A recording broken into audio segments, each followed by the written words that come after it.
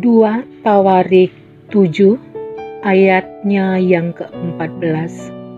Dan umatku yang atasnya namaku disebut merendahkan diri, berdoa dan mencari wajahku, lalu berbalik dari jalan-jalannya yang jahat, maka aku akan mendengar dari sorga dan mengampuni dosa mereka, serta memulihkan negeri mereka.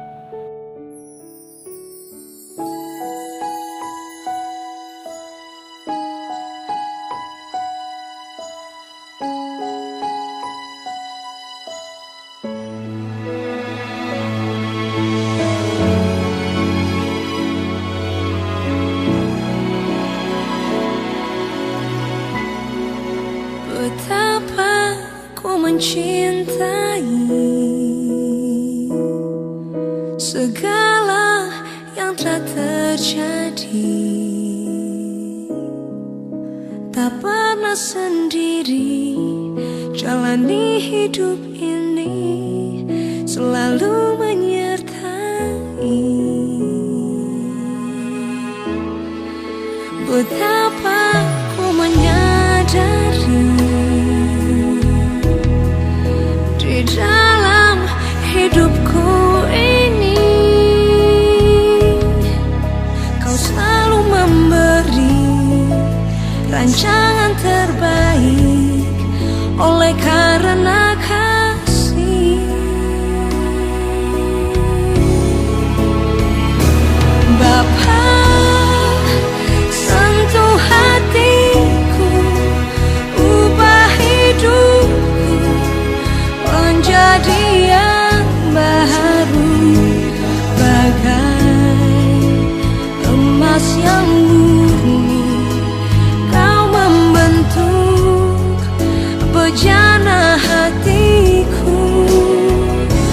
Bapa, ajarku mengerti sebuah kasih yang selalu memberi, bagai air mengalir yang tiada pernah berhenti.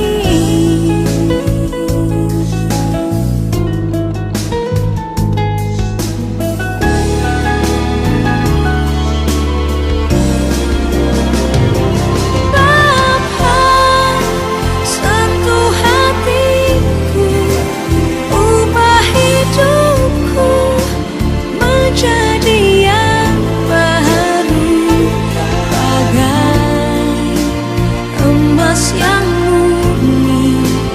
Kau membentuk bejana hatiku.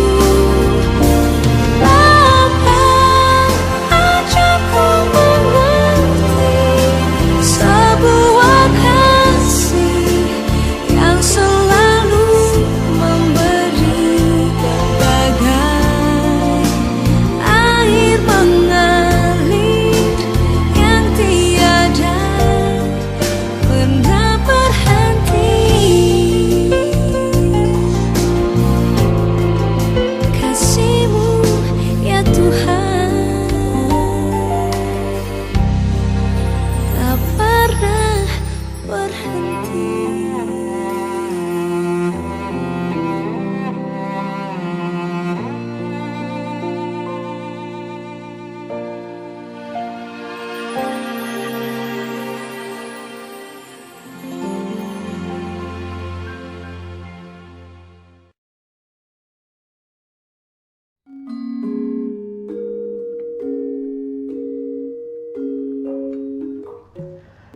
Untuk renungan kali ini saya memberikan judul Koco Benggolo yang didasari dari surat Paulus kepada Timotius.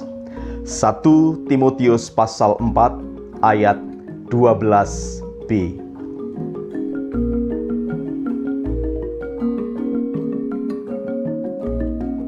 Koco Benggolo merupakan sebuah istilah dalam bahasa Jawa. Koco berarti cermin dan benggolo berarti besar. Jadi secara harafiah maka Koco Benggolo berarti cermin yang besar. Karena ukurannya yang besar inilah, maka dalam waktu bersamaan orang banyak dapat bercermin sekaligus.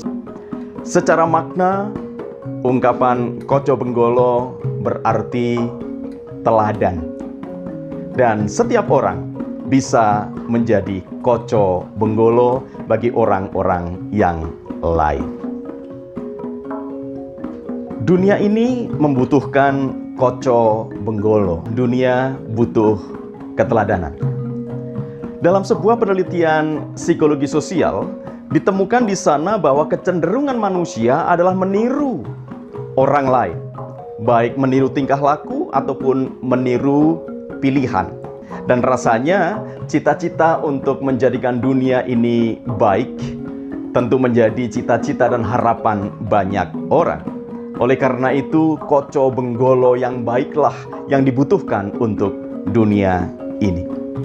Seandainya oknum-oknum polisi di Minneapolis menjadi Koco Benggolo yang baik manakala menangani kasus George Floyd, rasanya Minneapolis dan sekitarnya tidak mengalami kerusuhan seperti sekarang ini. Saudaraku yang dikasihi oleh Tuhan Yesus Kristus, untuk menjadi Koco Benggolo, menjadi teladan, seseorang tidak harus menjadi kakek-kakek tua pertapa terlebih dahulu. Tidak. Karena untuk menjadi Koco Benggolo tidak bergantung dengan usia. Usia tidak menjamin seseorang menjadi Koco Benggolo yang baik. Oleh karena itu, Paulus mengingatkan pada Timotius agar tidak risau dengan usianya.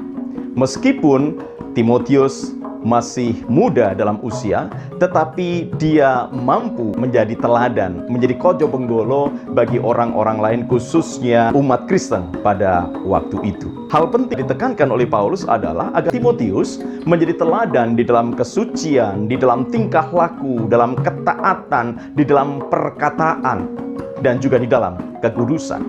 Nah, oleh karena itu, dunia membutuhkan Koco Benggolo. Siapapun Anda bisa menjadi kaca benggala. Di tengah-tengah situasi pembukaan atau relaksasi PSBB ini, saudaraku, yang kemudian memunculkan istilah tatanan baru atau normalitas yang baru, tentu saja tetap dibutuhkan hadirnya teladan. Apalagi rencana relaksasi ini sudah dinanti-nantikan oleh banyak orang. Mereka menyambut dengan sukacita pembukaan atau relaksasi dari PSBB ini. Bahkan menurut saya sudah bukan lagi sekedar sukacita biasa, melainkan sudah masuk dalam euforia. Kesukacitaan yang berlebih-lebih sehingga orang tidak lagi memperhatikan, orang rasanya tidak lagi melihat pentingnya protokol-protokol kesehatan yang ditetapkan oleh pemerintah. Bahkan tuntutan di sana-sini di berbagai daerah untuk segera membuka tempat ibadah menjadi suara atau kumandangkan bersama-sama. Dengan alasan mal juga buka kok. Dalam kondisi yang semacam ini, kita sebagai orang-orang percaya harus bersabar. Kita sebagai orang-orang yang mengikut Kristus juga harus menahan diri. Bukan berarti bahwa kita tidak rindu untuk bersekutu bersama. Tentu tidak. Kita juga rindu untuk bersekutu bersama-sama. Kita juga rindu untuk hadir di gereja, beribadah bersama-sama. Namun tentunya kita harus mengingat beberapa saat yang lalu tempat ibadah justru menjadi klaster penyebaran dari COVID-19. Nah, dalam rangka itulah maka kita harus bersabar sejenak. Karena gereja harus mempersiapkan sarana prasarana agar dapat mengikuti atau dapat memenuhi protokol-protokol yang sudah ditetapkan oleh pemerintah dalam kerangka relaksasi PSBB ini. Banyak orang-orang di sekitar kita yang masih terus berjuang untuk memutus persebaran COVID-19. Kita tidak pernah tahu sampai kapan COVID-19 ini ada. Kita berupaya mendukung pemerintah agar COVID-19 ini dapat dihentikan persebarannya dengan prosedur-prosedur kesehatan ataupun penemuan-penemuan ilmiah untuk dapat menyembuhkan penyakit. Saudaraku yang dikasihi oleh Tuhan Yesus Kristus, menjadi kaca benggala dengan menahan diri, menjadi teladan di dalam perkataan, kesucian, kekudusan, ketaatan, kesetiaan, dan tingkah lakumu, agar kita boleh menjadi orang-orang yang peduli kepada kehidupan. Kita tetap merawat kehidupan, bersabar sejenak, dan menjadi bijak. Dengan demikian, Anda menjadi berkat. Selamat berjuang, saudaraku. Tuhan Yesus memberkati.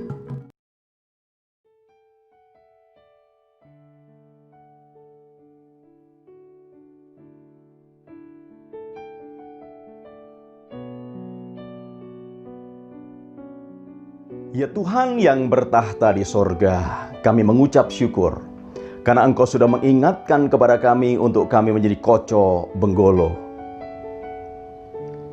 Tolonglah kami agar dimanapun kami berada, kami boleh hadir sebagai teladan bagi orang-orang di sekitar kami dalam perkataan, dalam sikap hidup, dalam kekudusan, dan dalam kesetiaan.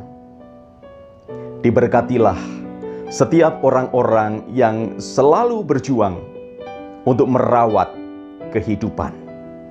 Di dalam nama Tuhan Yesus Kristus. Amin.